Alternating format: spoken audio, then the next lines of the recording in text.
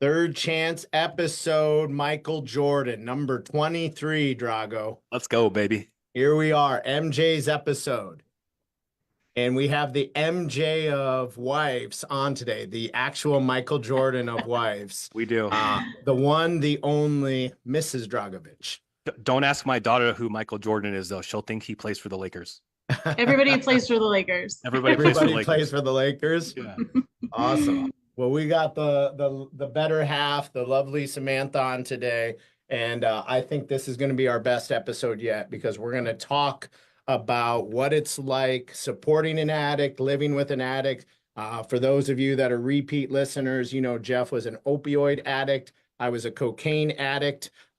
Unlike Jeff, I did not have anyone to support me through my addiction. She came right after. And as I was recovering, that's my beautiful bride, Kristen. But Samantha actually went through phases, the kind of the before, the during, and the after of living, being married to, having children with an addict. So we're going to go really deep today. We're going to get Samantha's perspective. Jeff is getting a little squirmy in his seat because they told me nothing's off limits today. So we're going to get raw and real pretty fast.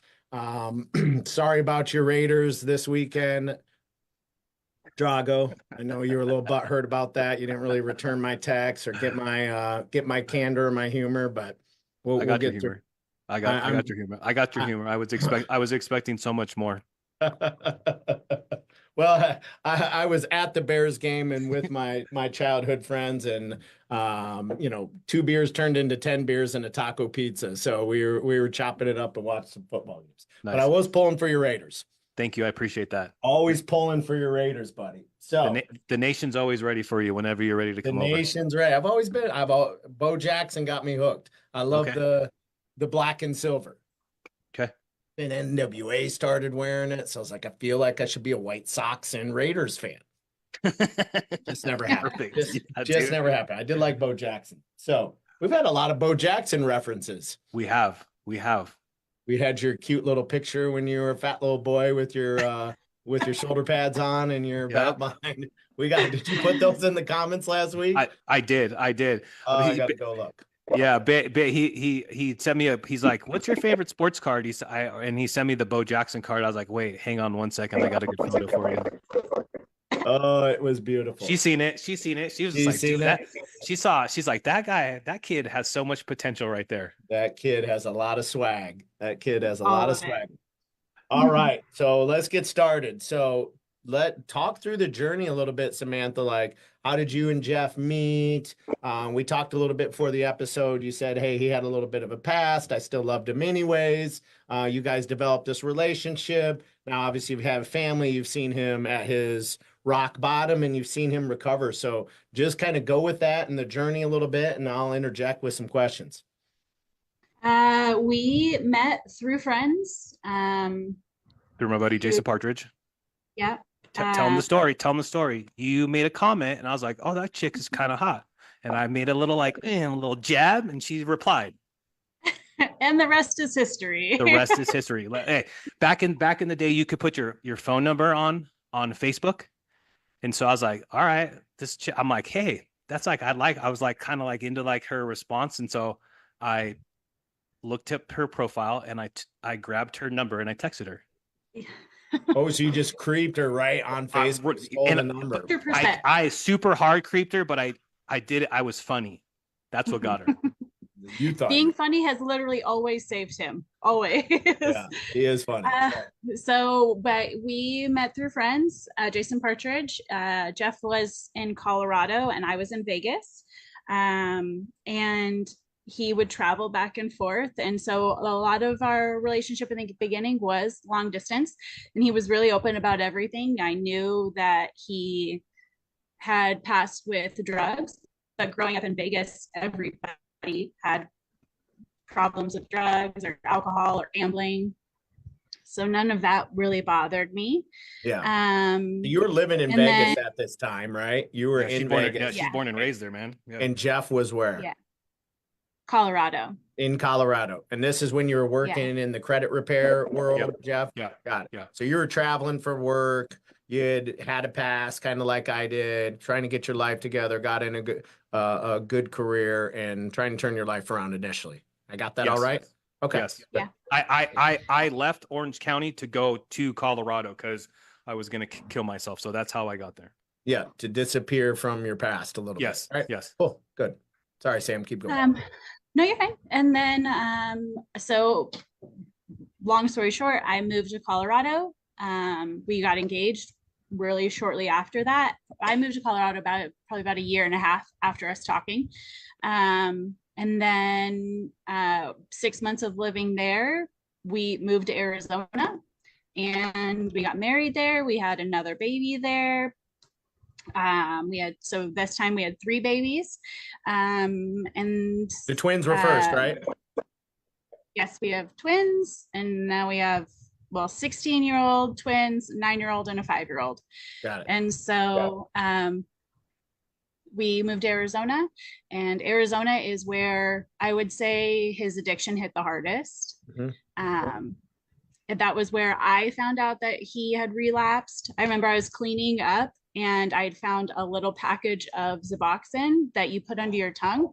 So I'm instantly Googling, what is this? And so not only had he relapsed, he was trying to get himself out without telling me anything. And that wasn't working. And so then from there, we moved to Vegas, and he was still pretty active. He was always hit and miss. He would get himself off, but then he would relapse. And then he'd get himself off and he'd relapse. And so we moved to Vegas because I knew I needed to be able to take care of the family because it was happening so often. Jeff has always been great about making large amounts of money, but then all of a sudden he wouldn't. And so I was like, I can't do this. I know I can go to Vegas. I know I can take care of all of the kids and him if I need to. And so we moved back to Vegas. Yeah. And be closer to family, right? That's Yeah. where you're born and raised, right? Yeah. Yes. So my whole family's here. So I had the support system. And that's where we're at now. Talk a little bit, like that's a little bit of a jump though. So talk about like you found out that like I had relapsed. So I'm obviously pretty sneaky with stuff, right? So I didn't want to like I've always just been sneaky, right? So I Googled where to go get Suboxone, right? And I had insurance. I was working for a company called realtor.com at the time. And so this was in Arizona, right? This is in Arizona. So like I had relapsed and was trying to get clean. And then how many times at that point, like between Colorado and you guys moving to Arizona, just from your perspective, Jeff, what was your usage? Like how often were you in the program, working the program, or was this pre-program? This is pre-program. I had moved there to become a partner in a credit restoration company, and then that didn't work out. And then I just went right into using, and then like got stuck in a situation where I was like, oh man. Why do you think you started using again then? That's a great question. Probably because I didn't know how I was going to provide for a family. I thought I was going to make this move and make all this money and have this huge business and be the #1 credit restoration expert in Arizona. Because Arizona was one of my territories, right? So I had already been there. So like we literally moved there, and within a week I got sued by my former company for misappropriation of trade secrets and a covenant not to compete. So like originally we had got engaged, and the money that we had saved to get engaged, I had to use to go to court to fight this court battle. So I think that was the progressive. Check it out. Going into. Check it out. I have a theory, right? And I have a theory too. Let's so go you through go your first. second. So women, I believe, now I'm a Christian and I'm like black and white, right? So I'm sure this might upset some people, or people disagree. That's fine. I'm all for anyone's opinions on it. I believe men were here to provide and protect. Provide and protect. That's my masculinity side. I believe men were put here to provide and protect. And when we're not doing well in one of those areas, we crumble, right? And it is what we take pride in, and it is what we sought after, and it's what we want to share with not only our family but our women, right? So this is my like super masculine approach, right? Yeah. I believe women and we all share different, we all share different responsibilities within the family, and this overlaps more than other times, and it's different dynamics and different family. But for the most part, and this is where I see my male friends that have struggled with addiction or depression, it's always freaking providing or protecting. They're falling short in one of those areas. So women, if you see your men getting really quiet, getting really cold, getting really having self-doubt, lashing out, and they're struggling in one of those areas, providing or protecting, I'm telling you, that's when we're most dangerous, because we don't feel good about ourselves, right? And I believe women, we're here to nurture and love, right? Our children, ourselves, they're just so good at it, right? Nurture. And I know your guys' story, Jeff wouldn't be here without Samantha's nurture and love. So that's just my theory. And I'm telling anybody that's watching, especially if it's a husband and wife dynamic and your husband's lost his job, or something happened to one of the children on his watch where he felt he could have protected them, or something happened to you, or he felt threatened in an area and didn't know how to handle it. I'm telling you, that's when we need your love and your nurturing the most. And we might push you away, and we might be really cold and quiet because we're having self-doubt, but that is when like your radar needs to go off. Go ahead, Samantha. So I come from a large family of addicts. My dad, my grandpa, all of my uncles, and watching Jeff go through every time that he would relapse, there was always a feeling like I could see it in him that he didn't believe that he was enough, maybe like to provide, or he wasn't worthy enough for what we had built together, or whatever it was at that time.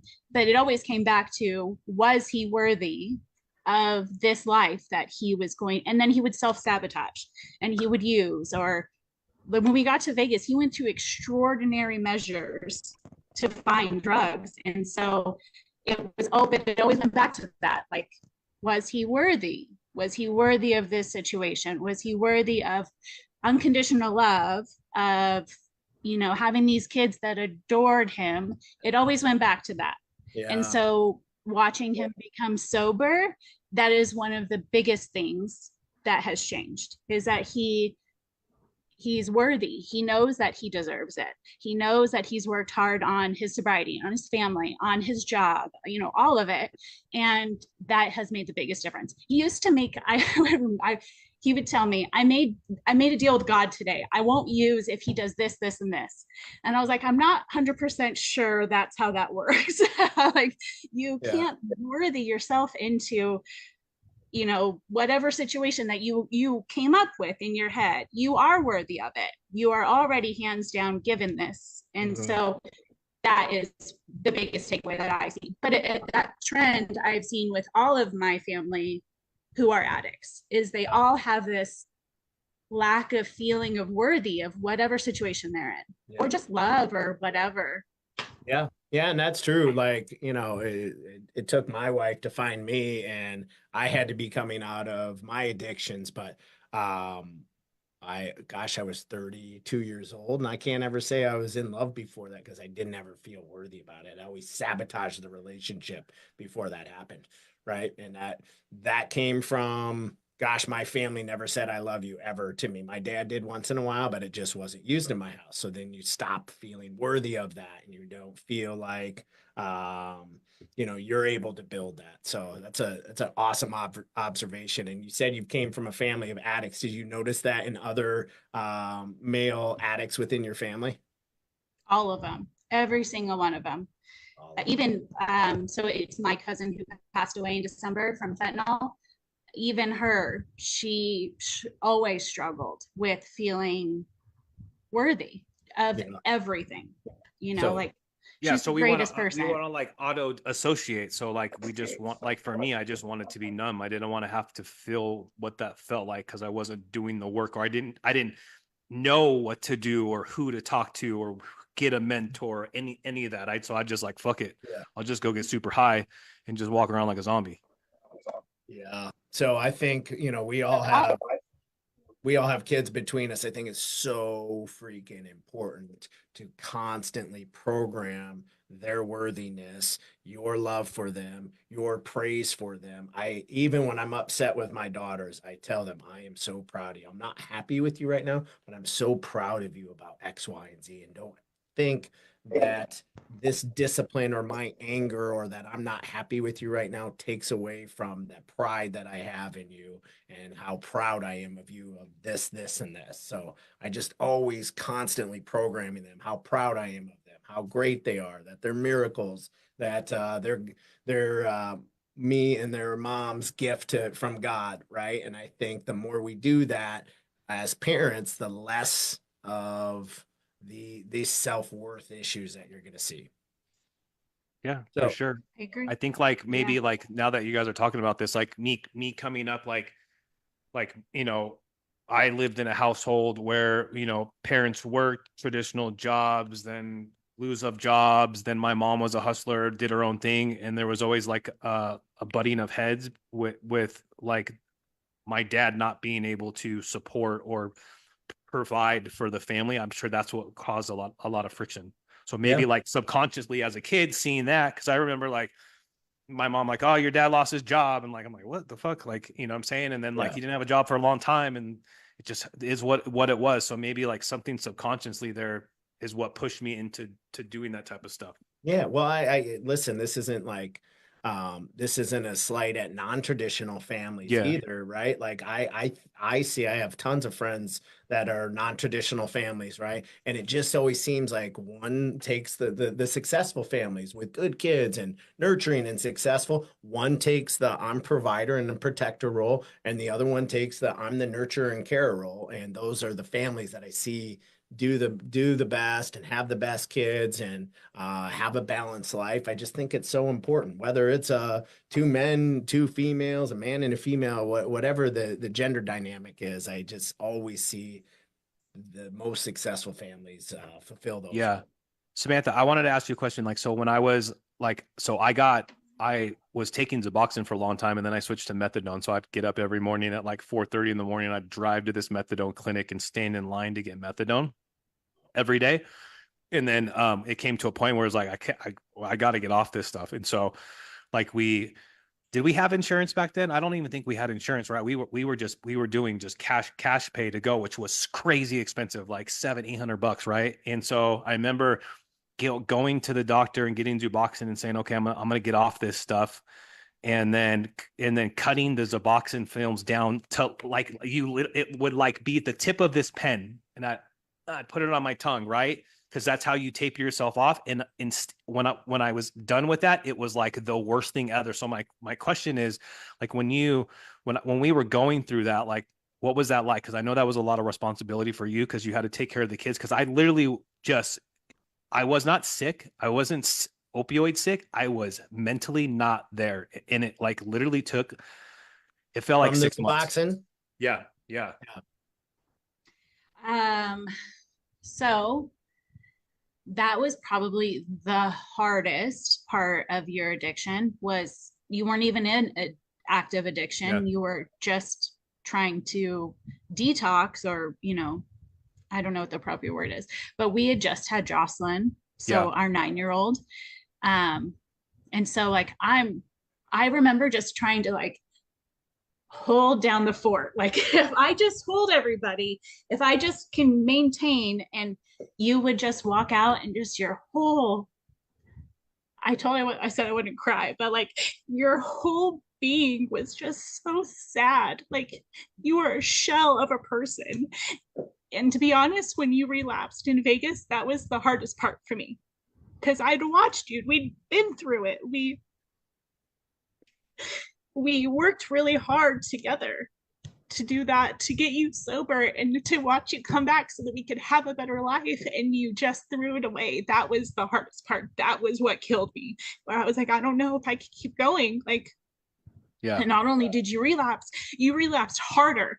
You yeah, relapsed like to the maximum. And like I remember we'd always said that we would have more kids after Jocelyn, and then you went through all of that, and I was like, we could be done. We could be done with 3 kids. And but would still say it sometimes. And in the back of my head, I was like, no, I'm good. I can't take care of anybody else. I can't, I'm at my max. Yeah. And then when we got pregnant with Peyton, I was like, I didn't know what to do. I was like, I can't knowingly bring another baby into this world, into this situation. I can't get you sober at the same time. Like, it was the hardest. That time period was the hardest. What year was that? Peyton, we got pregnant with Peyton in 2018. We moved to Vegas 2017. So that was probably 2016. So 2016 to 2018. Yeah, I remember you getting pregnant, and we were like, and I was like, I can't do this anymore. So I got sober September 18th, 2018. It's coming up in a couple of days. So like, remember we found out, remember you were like, I think I'm pregnant. And I was like, oh shit, were you pregnant? No, it wasn't. I didn't think I was pregnant. Oh yeah, no, you just said I'm pregnant. And I was like, what? Wait, hang on. I'm trying to take a nap right now. I'm trying to take a nap right now. You had gotten really sick, and so we'd gone to the ER, and I had picked up your medication at Walmart, and I was like, I think I'm pregnant. And I took a pregnancy test in Walmart while I was waiting for your prescription, and I cried so hard. I was like the women of Walmart. I was just bawling my eyes out in Walmart. And I didn't even tell you for a couple of days because I did not know what to do. I had no idea how to handle that situation. I knew you weren't sober. You were hiding in the garage with those records. Jeff loves to hoard stuff, and he would find stuff on Craigslist, and that was his project at the time. But he was also using down there. And so I was just like, the whole thing was just, I could not imagine my life. And that was when I gave him the ultimatum: is I don't need you to do this anymore. In fact, you're making this a lot harder than it has to be. Yeah. And so that's when you were pregnant with Peyton in 2018. So I found out in August of 2018. His sober date is September of 2018. So your rock bottom was the relapse, and that was how long before you found out you were pregnant with Peyton? Oh my gosh, he had relapsed pretty quickly after we moved here. So, oh my goodness, the June of 2017. So from June to 2017 to about that time. So about a year and a couple months. So in that window, Jeff, you're going hard. This is the times that you've talked about where you were at your worst and at the height of your addiction and your rock bottom, where you thought you would overdose in front of your family or they would find you dead. I mean, we've talked about this, right? It was really, you knew he was using during that time, Samantha? Yeah. And there's nothing you can do to get through an addict until they want to change themselves, right? Yeah. When I first found out that he had relapsed back when we were in Arizona, his mom had told me, his mom was big on, what is it called, Jeff? The Al-Anon? Al-Anon, yeah.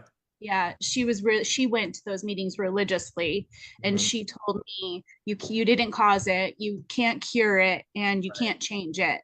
And probably the biggest thing was like, well, you didn't cause it, you can't cure it, and you can't change it. And when she said that, it made so much sense to me, because I never believed any of that. I didn't believe that I caused it or that I could change it. It was just how I was going to respond to it. What were my boundaries with it? Like, and for while he was trying to get sober and do all of that, we were doing it together. He was working towards the path of getting better. But when he hit rock bottom in Vegas, it was, how was I going to respond to it? What was my next step? And it was, I couldn't keep these babies in this situation. Yeah, you left. You went to your mom's. So talk about the ultimatum. Like, how was it laid out and how did Jeff respond? And then Jeff, I want you just to talk a little bit about, how your baby girl saved your life and how you got sober after that moment. And obviously it was the wake up call you needed. So just talk about that a little bit, Samantha, the ultimatum and I'm leaving and how did it go over? Just left. When did you say it? Yeah, she was gone, dude. The kids were gone and she was gone. And to be fair, I had left before and I went to my mom's. At this point, mom was living with us. Yeah. So I didn't run away. It was going to be, he was going to have to leave because I wasn't going to take these Oh babies, yeah. pregnant. I had just got an amazing job.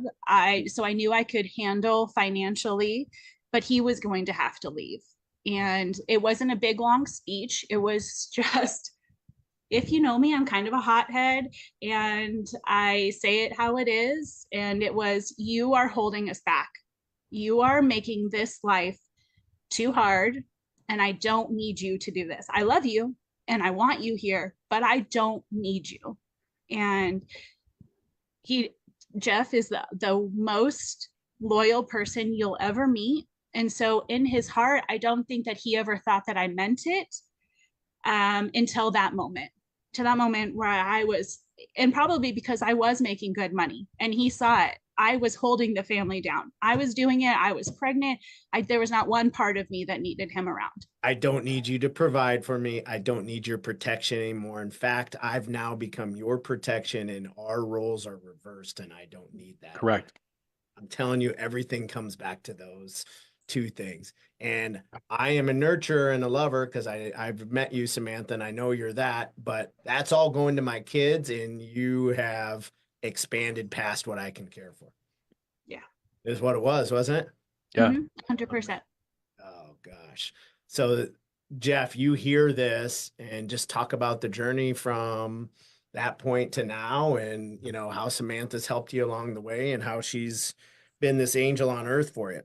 Well, I mean, I definitely didn't want to lose my wife. I didn't want to lose my family. So I remember her and I also didn't have any money to go stay anywhere and I didn't want to live on the street.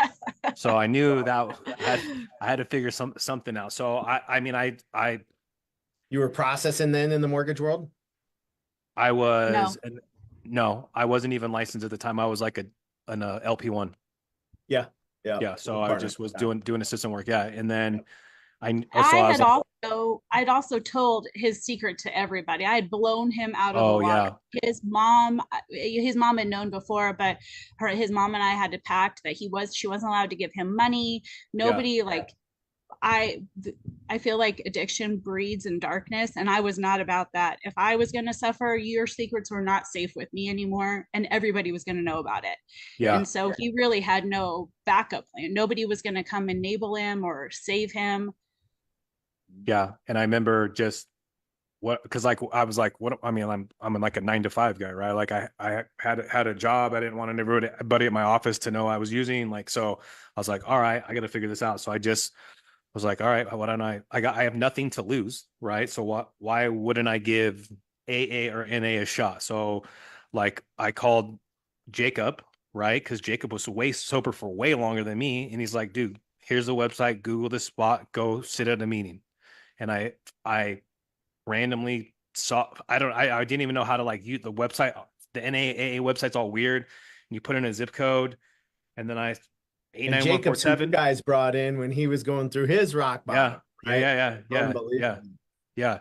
And then I just there it was called brunch for lunch and it was 45 minutes and I was like, oh, I could leave work and nobody will know. I can go take a lunch, right? And go there. That's how it started. And I went there and I just, for whatever reason, the universe said, hey man, this is where you need to be. So why don't you keep coming back? And I just connected with the people. There was guys in there. Like I went to an AA meeting. I wasn't going to an NA meeting. To be honest, I really didn't know what the difference was at the time. But there was dudes in there from Vegas. Like that meeting's been going on for like 40, 50 years. And there were literally dudes in there that were like 30, 40 years sober. And I was like, holy shit, that's crazy. Like, how is that even possible? And I just kept going because didn't have any other choices. I was either gonna, like, everybody knew what I was doing, and I'm like 2 seconds from losing my job, and I'm gonna fucking be homeless. Like, what am I gonna live in my car? Like, I don't even have money for gas. You know what I'm saying? Yeah. Wow. And I knew I didn't want to like put my kids through anything like that again. I didn't want to, dude, listen, I've driven with the twins to go buy drugs. I've driven with Jocelyn as a baby to go fucking pick up drugs. I don't want to do that ever again. And I knew like, I just had to figure it out. Cause this was like, I'm not stupid. And I knew this was my one shot. And I just felt like I know I could be sober but I wasn't doing the work. Yeah. So I did the work. Wow. Unbelievable. So, you see the interventions, Samantha, and you see the people that actually go get help. And I'm telling you, almost everyone I've seen, a full recovery like Jeff, it is with someone giving ultimatums. It is with all enablers are cut out. Everyone's on board that you either go get help or get out of our lives. Or this is our last straw, right? But it also has to be like, it has to be serious enough for everybody's different, right? It has to be serious enough for that person. Cause like I had ultimatums before, like coming up and going to rehab and getting sober, but like this was real. Like I'm married, I got kids, I have a family. Like, dude, grow the fuck up. We like it also like it went through everything. So like his mom wouldn't give him money anymore. Yeah. He had no access to money at one point. Like Yeah. no access. You went to work, he went to the meeting, he went back to work, and he came home. And like we didn't have a ton of money anyways, but like there was just no room. Like I was holding on by a thread, and there was no room for him to mess around. I forgot what I was going to say after that. Well, but also to like with the money thing, like just like and I'm not struggling with it, but we're at the point now where like I just have always stayed the same. Like I just like I never had credit cards. I'm very sneaky. I will figure how to go get $40, and I will give you this long story on how it happened. You know what I'm saying? Yeah. And I just didn't give a fuck. And so like I purposely took myself out of that. I didn't have a debit card for years, right? Like so like when we get coached and they're like, so what is going on with your mom? Like I have no idea, because I take myself out of that because I don't want to put myself in that situation, because when I was in that situation, it was bad. It's still to the point. Like I was just doing the budget and I was like, hey, can you tell me exactly what this is? Like, what is this money for? And he's almost 6 years, but that trauma is still there. But yeah. Well, that's guardrails, right? That's the guardrails like we talked about, right? Just like when I came to Vegas, I had to tell you, hey, bro, the last time I was here, I relapsed. It was my last relapse, and I'm nervous about going there. And then I had a friend that I knew would check in on me, and almost like you blew up Jeff's spot, I had to blow up my spot to all my business partners, people that I coach, everyone around. Like, listen, I have to be on guard in Vegas because 2 out of the last 3 times I've been here has been a relapse, right? So it's now I've conquered that, right? And I have you guys there, and I have confidence in reintroducing that. But there's always guardrails you got to put in your life, like an alcoholic shouldn't have booze in their house, right?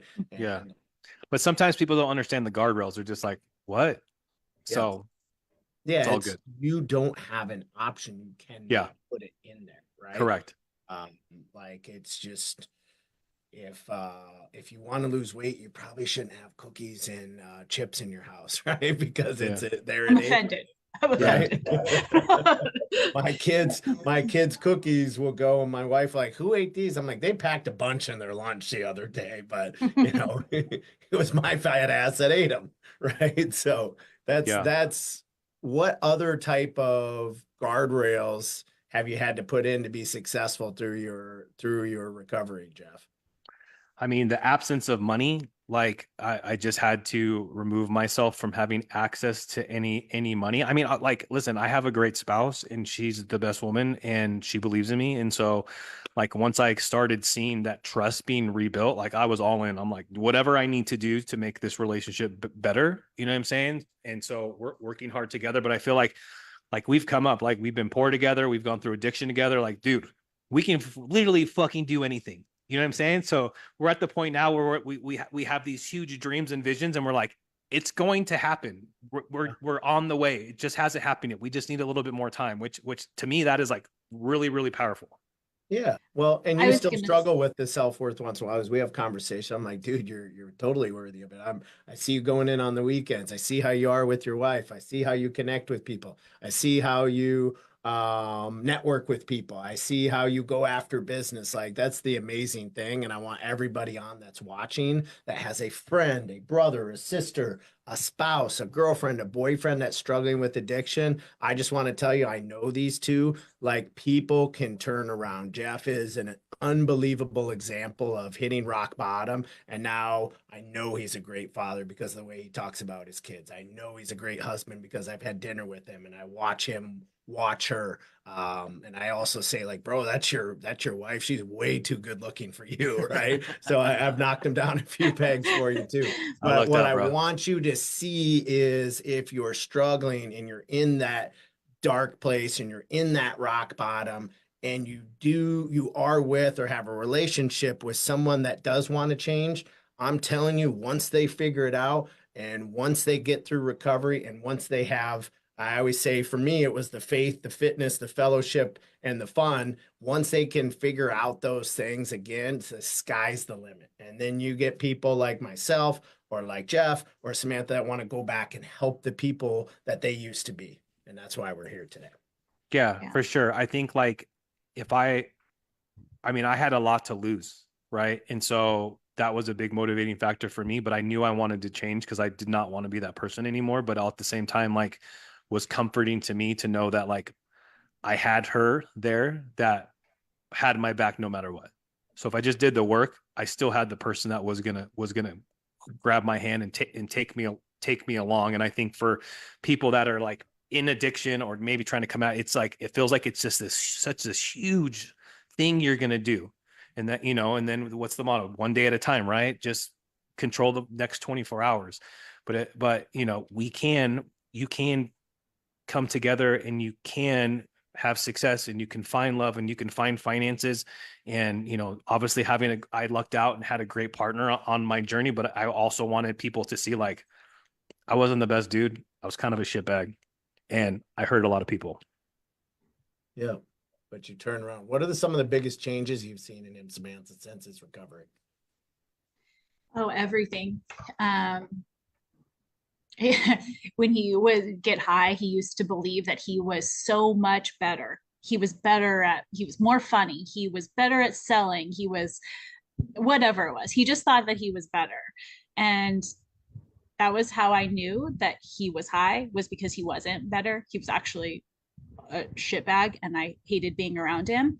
And now, like, he really is the person that he thought that he was. Like, he is funny. He is really good at selling and he is I hate you. I am funny. Say that again. I am hilarious. And my wife says she's the only person that laughs at me. So say it again for the world. I am funny. I'm hilarious. He is funny. He's just an amazing dad. Like, he's constantly looking at his actions and how does this affect them? How does this like, what does this do for them?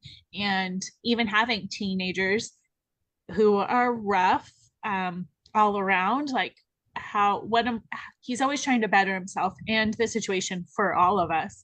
And that's just my favorite thing ever that's come out of this is I didn't know somebody could just try 24/7 just to be better and better and better and better, to the point where I'm like, slow down, buddy. Like, I'm going to have to start getting better too. And I already had enough on my plate. So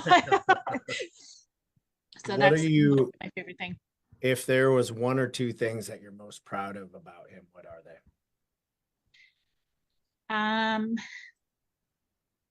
So many things. I am really proud of his sobriety, but I wouldn't make that like one or two. I am so proud that he's not jaded by anything that he's been through or all of the things that he used to have to like constantly reassure or reanalyze in his head. Like, it doesn't hold on to any of that from his past. He's just genuine today. He's not, so accepting and understanding. Those are my favorite things, and how incredibly loyal. That is my number one favorite thing about him, is that he to a fault, to mind you, it is to a fault where I have to remind him that not everybody is that loyal and you can't expect that from other people. But those are my favorite things. His sobriety would be probably be a third. Well, you know what I know hearing this story today?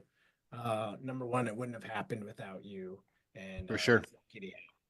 number two, how much he loves his kids and that he didn't want that taken away. But the real key, and you helped him get here, is now he actually feels worthy of all the things that he wanted, right? And that's a big thing, especially for a male going through addiction. If they don't feel worthy that they're the provider, if they don't feel worthy that they're the protector, if they don't feel worthy of the love that's out there, and they don't receive it, it's just it's hitting a brick wall, right? So the key is getting help, going through treatment, but also therapy and fellowship and strengthening yourself by actually improving yourself, right? I know how hard he works out, right? And that's super important to him. I know that he coaches at a high level, right? And works really hard on his business, but also as a man and as a husband and as a friend, because I see it in our friendship. So what are the moments for you, Jeff, where you were your weakest that you needed her, and just some of those defining moments of where Samantha helped you through the recovery?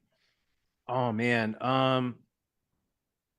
I mean, defining moments would be, I mean, everything's always been a defining moment. Like I just feel like having her there by my side to do it together, right? Like she's all in. She's willing to do whatever it takes, right, to get us to where we need to go.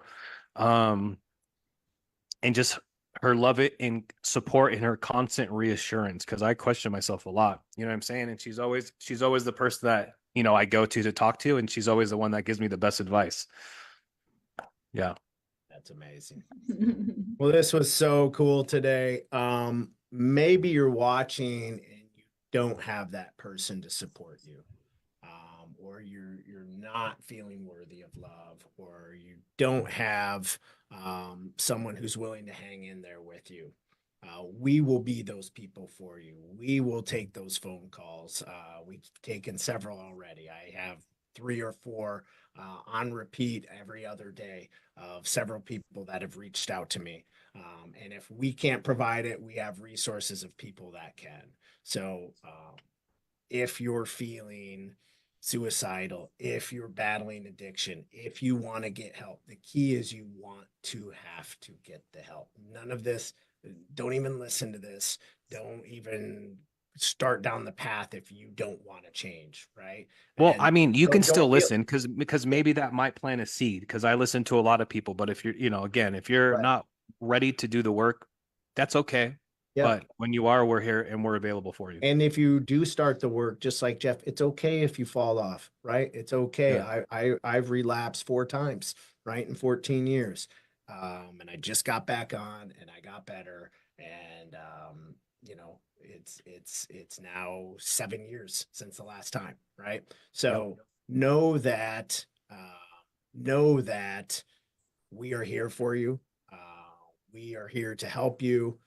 We will put our phone numbers in the chat. And if there's anything we can do to get you the help, hear you out, talk you through this, if you're ready to take that steps, we're here to provide them to you.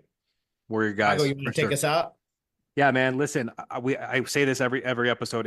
If you're watching out there and you're thinking about maybe looking into recovery, getting sober, like I would much rather take a phone call from you at 3 o'clock in the morning than have to go to your funeral. So we're available. We do this because this fills up our cup. We want to give back, right, to people that are wanting to get into recovery. So both of our personal mobiles will be in the chat. We're always available. Like we are always available. You know what I'm saying? We are never not too busy to talk to you. And babe, I love you. Thank you so much for coming on here. I'm gonna stop talking because I'll start crying. I knew it. I saw it. I was like, it'll be the 3rd time I've ever seen him cry. I ran out of water. I just kept drinking water. But I love you. Thank you for coming on here and sharing with everybody. I appreciate you a lot. This was awesome. Thank you, Samantha. you know, it's just cool to hear someone else's perspective and what we can put our spouses through, but also how rewarding it is once you do get to the top, because you do it together, you do it as a family. And I'm sure none of it was possible without the kids and you, and just to see what you guys have built into life together after hearing what you've been through. It's just, you know, you got a friend in me forever. You know that. So, all right, dude. Love you lots. All right. Love you back. Thank you, Sam. You're welcome. Thank Bye. you.